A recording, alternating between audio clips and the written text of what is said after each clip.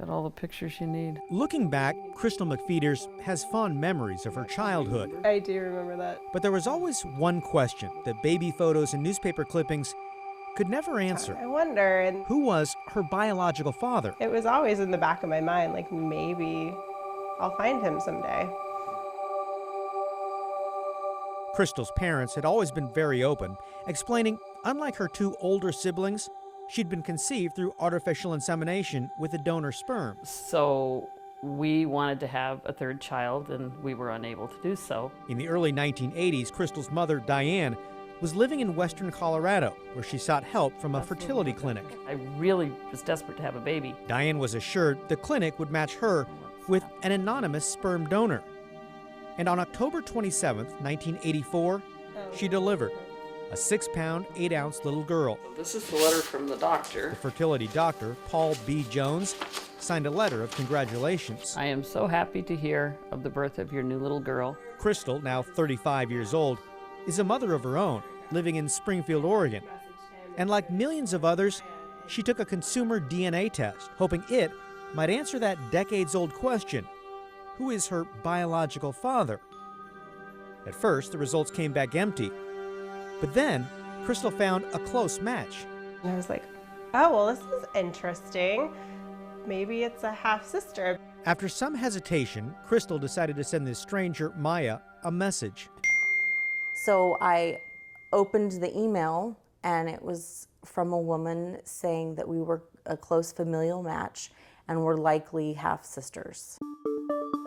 Crystal and Maya stayed in touch when suddenly more matches started popping up. Half-siblings, each with the same DNA of the same unknown father. We finally ended up with a brother and then some more sisters and then another brother, and we're like, well, this is kind of weird.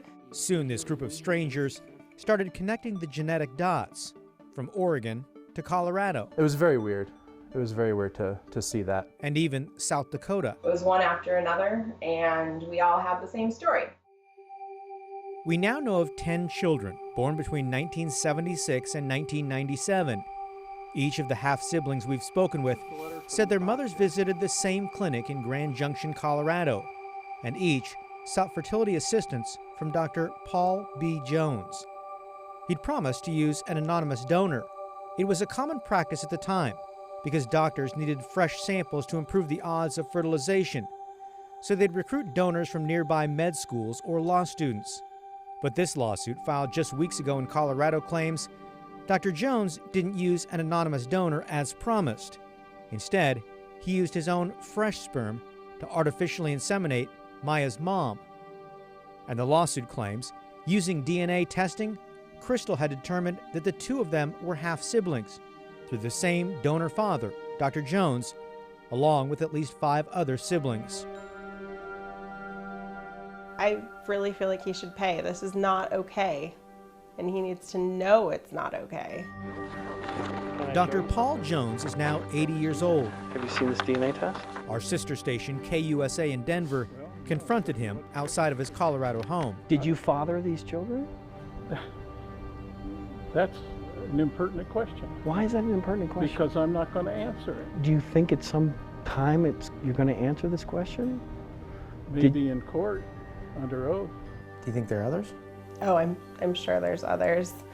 Over, 25-year span, there has to be others. Despite feeling betrayed, Crystal says this DNA surprise doesn't change her life story. When you were first born.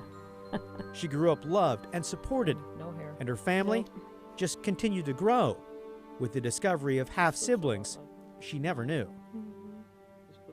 Since this story came to light, Dr. Jones surrendered his medical license in Colorado.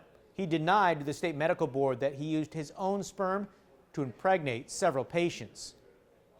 Kyle Aboshi, KGW News.